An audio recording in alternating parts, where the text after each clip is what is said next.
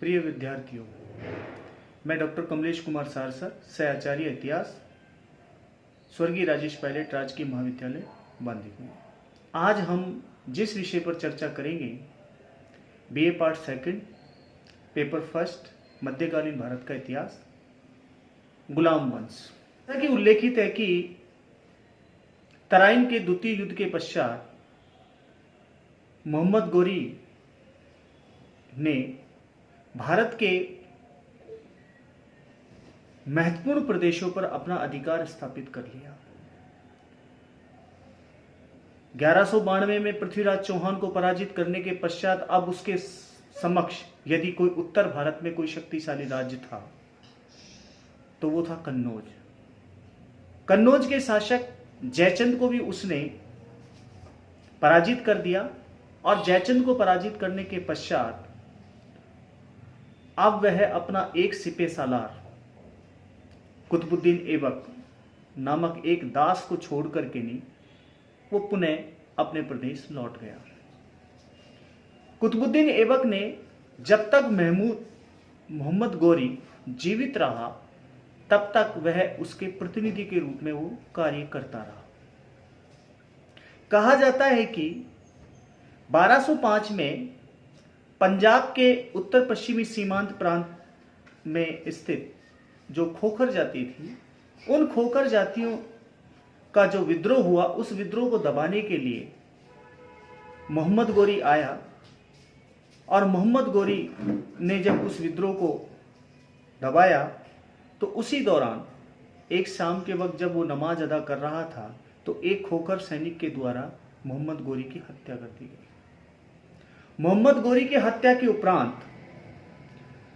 जैसा कि कुछ इतिहासकार मानते हैं कि गोरी के कोई पुत्र नहीं था, उसने जो विशाल साम्राज्य स्थापित किया, इस विशाल साम्राज्य को उसके प्रमुख सेना नायकों ने एक तरीके से बांट लिया। कुतुबुद्दीन ऐबक हिंदुस्तान का शासक बना, ताजुद्दीन यालदोज जो कि गजनी और गौर प्रदेश का, यद्यपि इस समय गजनी और गौर प्रदेश गयासुद्दीन के अधिकार में था, सिंध और मुल्तान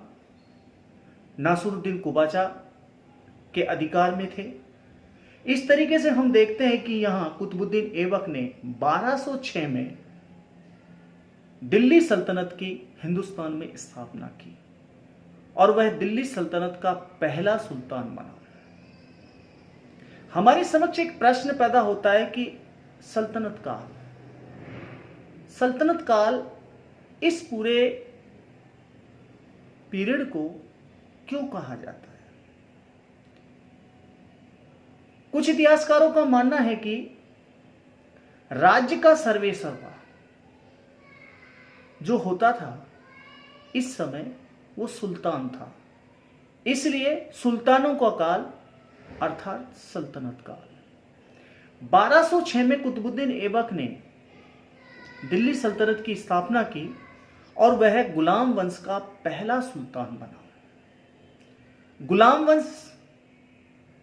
देखिए यहां पर हम एक बात स्पष्ट करना चाहेंगे कि 1206 से लेके 1526 तक का ये जो पूरा पीरियड है, जिसे सल्तनत काल कहकर के पुकारा गया है,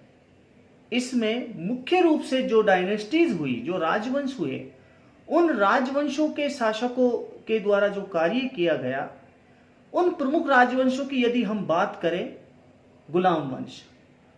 जिसके बारे में कहते हैं कि इसका संस्थापक कुतुबुद्दीन ऐबक था, खिलजी वंश, जलालुद्दीन फिरोज शाह खिलजी संस्थापक, तुगलक वंश गयासुद्दीन तुगलक, सैयद वंश खिज्र खां और लोदी वंश।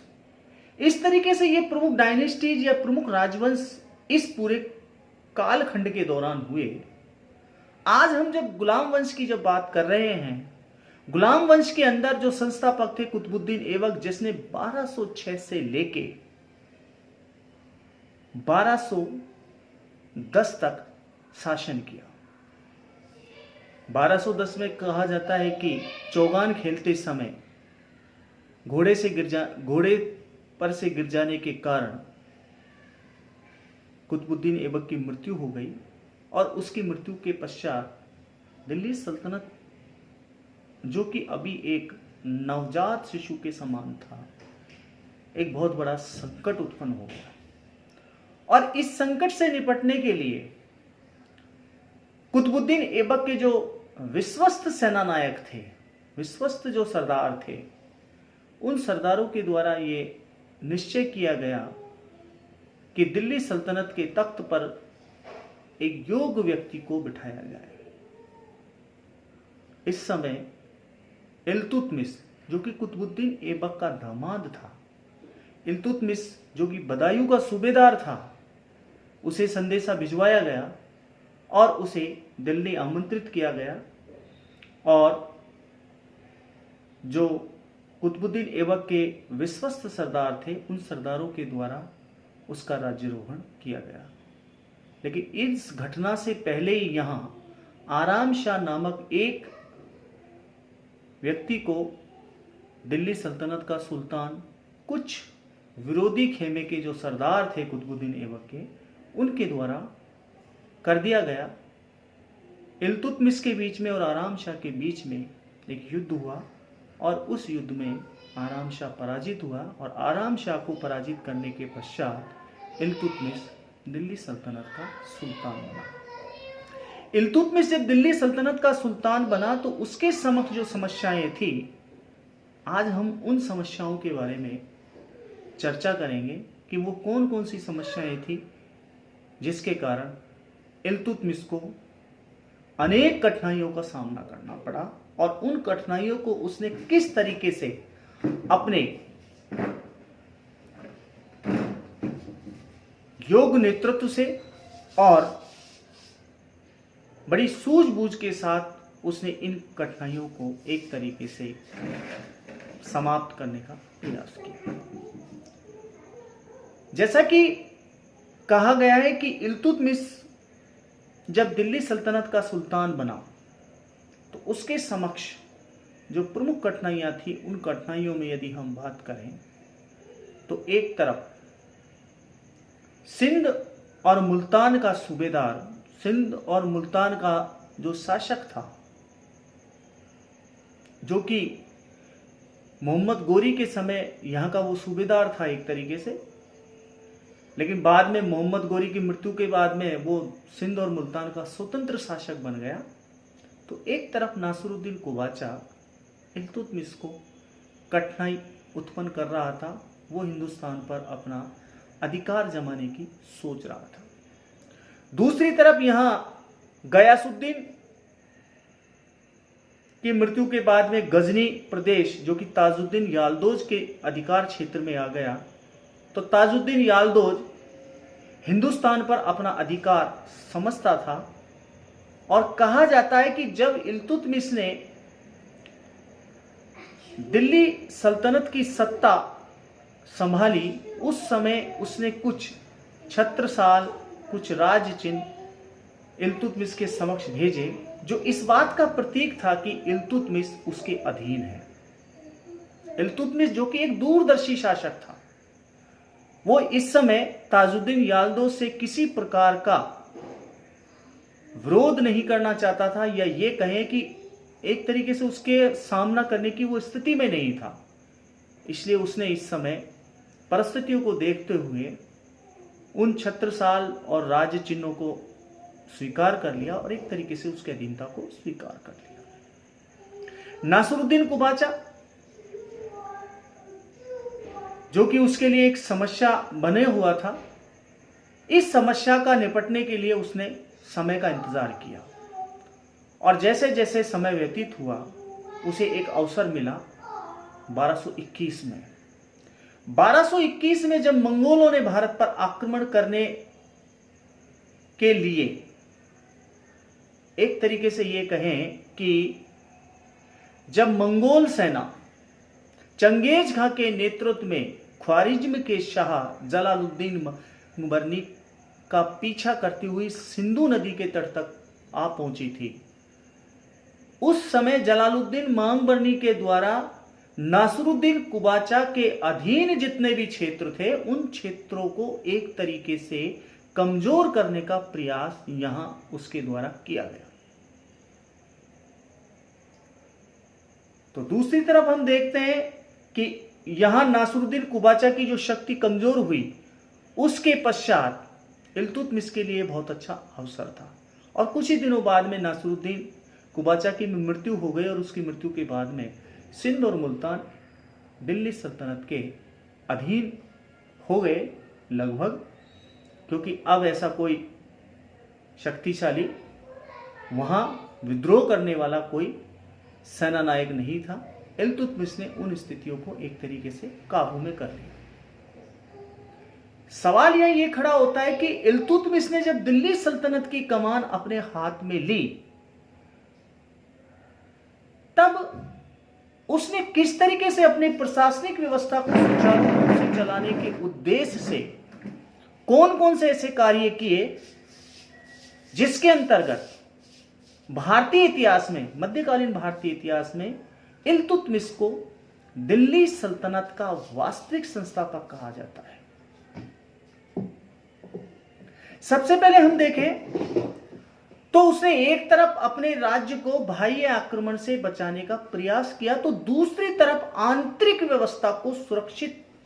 रखने के उद्देश्य से, या हम ये कहें कि अपने राज्य की प्रशासनिक व्यवस्था को सुचारू रूप से चलाने के उद्देश्य से उसने कुछ महत्वपूर्ण कारगर कदम उठाए, जिनमें एक सबसे महत्वपूर्ण जो कदम था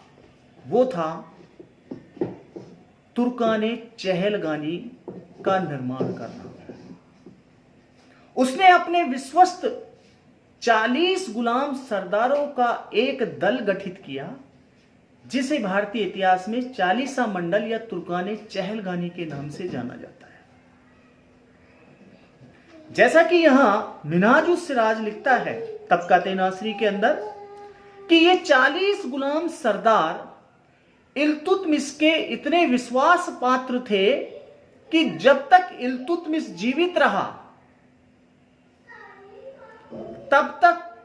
उन्होंने इल्तुतमिश के विरुद्ध किसी प्रकार की उसके आदेश की एक तरीके से नाफरमानी नहीं की। यानी कि इल्तुतमिश ने जो कहा उस आदेश को उन्होंने सहर्ष स्वीकार कर लिया। यहां तक कि एक उदाहरण यहां स्पष्ट रूप से मिलता है